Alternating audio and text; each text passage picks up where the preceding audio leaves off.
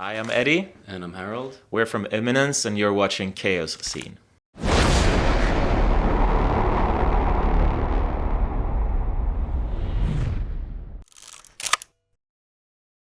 Hello, you're watching Chaoszine and we are starting Tuska weekend right now. Our first guests are Imminence, Eddie and Harald. Hello. Welcome. Thank you very much. Thank you. How's it going like generally? You're having a lot of festivals and stuff this summer. Yeah. I mean, we've been playing a lot this summer. I would say it's going really well. I mean, yeah, it's been a lot again. No, I mean, like, of course we're traveling now every week doing festivals, and it's great, and we're playing bigger shows and so. But ever since the release of The Black, our most recent album, I would say we saw this kind of, I don't know, this sort of just global phenomenon happening with the band. Like, we've been around for quite a while. It's a decade ago since we dropped our first album. Toured Europe for a long time, and then all of a sudden, we get the offer to go to America, and now we've been there 3 times as headliners. We've been to Australia. This year we're going to Latin America, we're going to Japan, going back to Australia. It's like, wow, it's a lot happened. Yeah. I guess it's a good time to talk about you, since you are quite big everywhere. So let's get to know you a bit. So the concept is Meet the Artist. These questions are not related about the latest album or anything like that. I'd like to start with asking, what's the first band you remember being a fan of? For me, it was Kiss. Yeah, same here actually. For real? Yeah.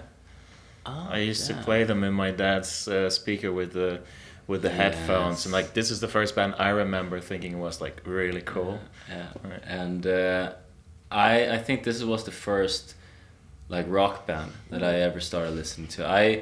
When you're a kid, you kind of listen to whatever comes your way, but when I fell in love with music, like for real, it was when I found like heavier genres and so. I think I was a bit older, probably 13, 14, and it was Kiss. Of course the songs are super catchy, everybody can catch on to them in this way, but it's the aesthetics, the whole thing about like the way they looked, what they did on stage, smashing guitars and spitting blood and breathing fire. It's like, wow, look at that shit, Yeah. Quite many bands actually have said that Kiss is the first band they were fan of. Did you have some other role models or artists that were inspiring to you when you got into the heavier music? Yeah, it's the same answer for us again. We went to high school together, and we both loved In Flames, still do of course, but we really fell in love with that band, and I think that is the most influential band to us. That's 100%. Yeah. It was, for me, it was the gateway into heavier styles. It was around, 2008 maybe, they dropped The Sense of Purpose. Is it that year? I don't know. It was like perfectly balanced of heavy and melodic, and for me, you were into it way before that. But you also listened to metal. You listened to new metal and things. I didn't understand it at the time. It was rap and stuff, and I was more into like old school rock, like Iron Maiden and Metallica and things like this. But In Flames was like our big common point. Yeah. For sure. Yeah. How about these days? Do you have like role models or idols or artists you take influence from? I don't really listen to metal these days. Yeah, I can appreciate it. Yeah. When you hear something that is maybe new, or somebody who does something or just exceptionally well. I don't know. It just feels like then that you listen so much to it, and you're also in the middle of this scene. But sometimes, like if I listen to metal and so, it would be like, like an old At the Gates album or In Flames and stuff like that. But we listen to other genres. Yeah. I mean, and that can be, I know you're huge into Bon Iver, for example. Yeah. I listen a lot to John Mayer. Same. Same again, yeah. And other stuff like, we have other inspirations, of course. Sigur Rós was a big thing for us, for sure. Atmospheric styles and What else inspires you? Like when you're doing music and trying to find ideas from somewhere or something. It's not so much about looking for ideas from other artists. It's more about just writing music and trying new things and see where you end up. Yeah, and I agree. I think maybe it's more how other artists, if you don't talk about their music, maybe like how they approached, how they wrote stuff, or like what they wanted to achieve and the message they wanted to maybe bring.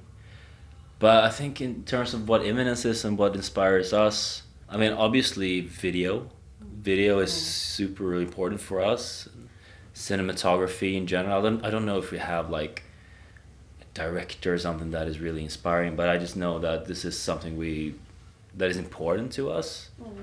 So I think we draw inspirations from that into our like visual universe, for sure. But otherwise, like our music and our lyrics and so is very more like personal. Don't really find inspiration from like watching the outside world. It's more like what comes from. So it's like your inner world where you get the inspiration, kinda. Could say that. Yeah. What is the hardest part of being a musician? Being away from home, I would say. And I agree.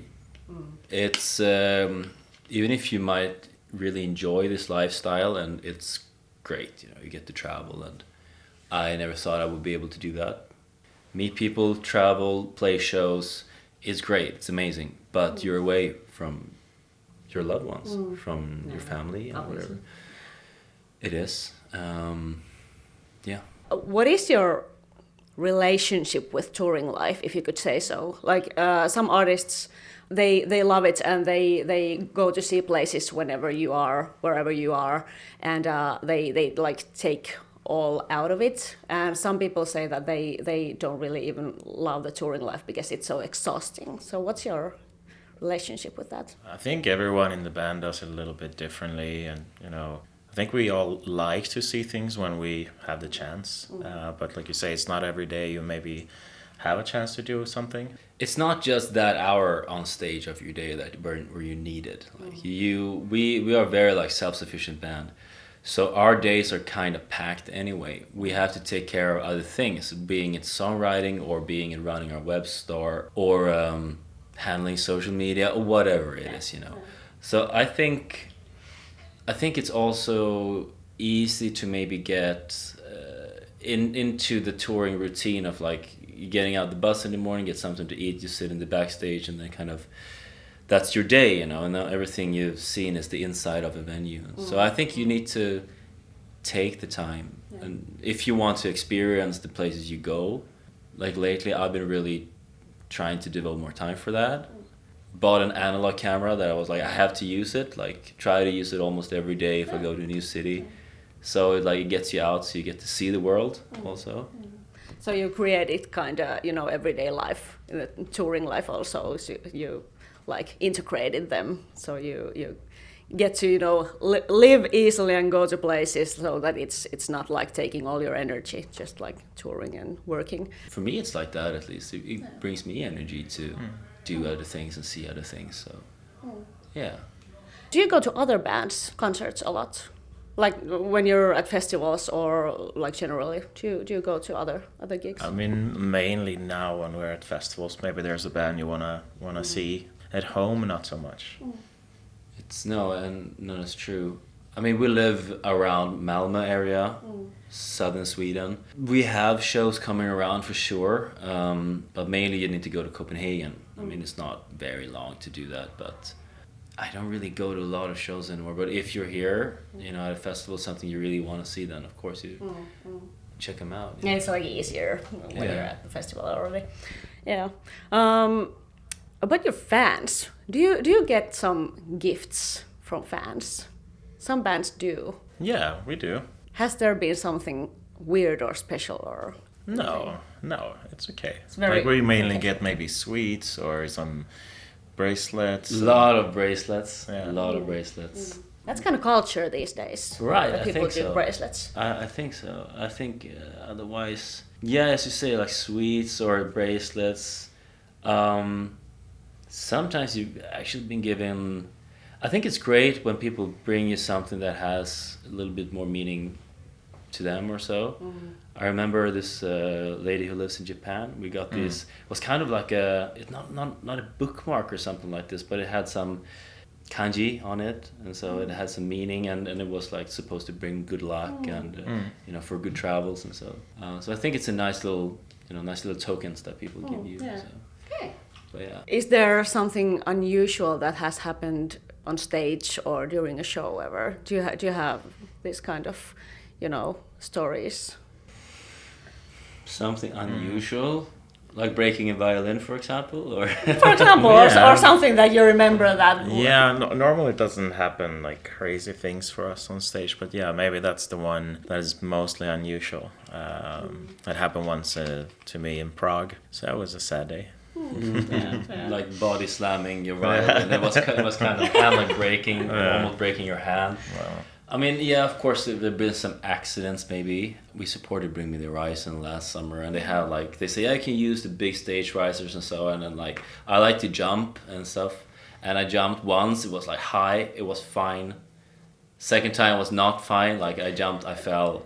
It was okay. I finished the show anyway. But other like strange things that happened during a show, I don't think so. I don't think we ever had anything like strange in this way. It's usually been, you can never predict how the gig is gonna be, but usually it's fine, I would say. I guess it's nowadays that everything is so controlled and, you know, professional that these kind of things don't happen that much anymore, I guess. If you could do a collaboration with any band or artist, what would it be, or who would it be? I mean, me personally, I would love to work with Justin Vernon of Bon Iver. That would be cool. I think for us it's those kind of collaborations, right? Like something that is more different. Of course there are like idols that you would love to do things with. I mean, we mentioned In Flames. Of course it would be great to just hear what Anders' voice would sound like on an Imminence song and stuff like that. But if you would develop something completely new, like we also been mentioning Oliver Arnalds, which is an Icelandic composer. Since we have so many elements with strings and stuff like this, that could be interesting. Yeah. About other stuff in the future, what is there still to achieve? What are the next things you want to, you know, some kind of milestones and stuff? I mean, we're doing a big milestone in December. We're doing 5 shows across Europe where we're playing, you know, our metal set for the first time with a live string quartet on stage.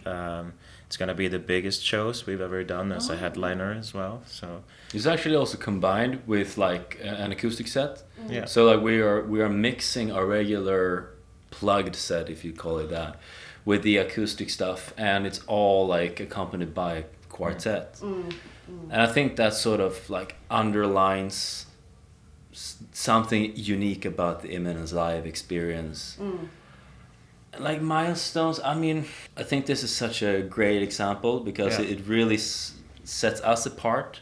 Of course, bands have been doing stuff with orchestras and stuff like this, but I think this is in our DNA in a way. Because you play violin, you can arrange those strings. It's there from the beginning. I think we've also always worked about, you know, reaching the next goal, not thinking about, oh, we're gonna be at Wembley Stadium, whatever. It's more like, what's the next step? How can we achieve our next goal? And then when we reach that goal, we can look at the next one. I think many bands think like that. Like they always look at the next step. It's how you have to do it. Of course you want to see yourself headlining, selling out Wembley or whatever it is. But I think it's more for us like how we do it in this way. Like what does that show, like that performance, what does it look like? And whether that is in the UK or in Finland or Australia, whatever, it's more like what kind of performance do you want to do? And I think this is a really great step in the right direction. So the question is just how do we take that to the next step? And this next step is already happening, so then you have to start thinking the next one. Yes, indeed so. Okay, great. Do you have any plans in what comes to new music? Yes. Yeah. Okay. Yes. You're not going to say anything else about No. that? Then I'm not going to ask. Hey, thank you so much for coming. Thank you very much.